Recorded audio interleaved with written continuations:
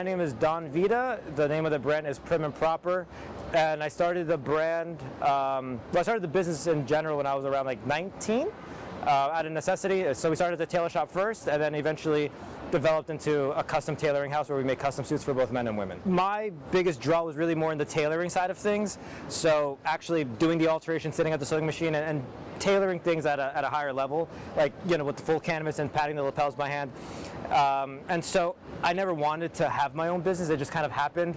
I worked at a tailor shop. I got laid off, so I was like, oh man, I got to make some money. So I started my tailoring firm, and thankfully started picking up some traction. And customers were really kind to me, and they were offering to buy custom suits.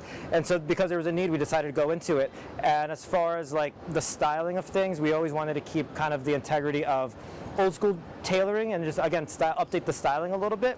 But a lot of the inspiration, I guess, would be from like the 1800s, where like people actually used to wear color instead of just doing like grays, navies, and blacks. So in this collection, we're going to be showcasing a lot of colorful stuff. Our highlight color is going to be yellow. That's our focus, and so then you guys will see what that collection looks like. Be willing to make your mistakes, for sure.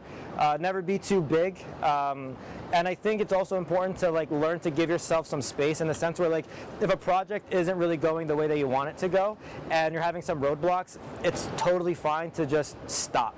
A lot of people, they kind of have to like muscle through the creativity and the creative process, and yeah, sometimes you just got to take a break and be like, you know what, I'm going to step away, for a month, a year, whatever long it takes for you guys to get back on track.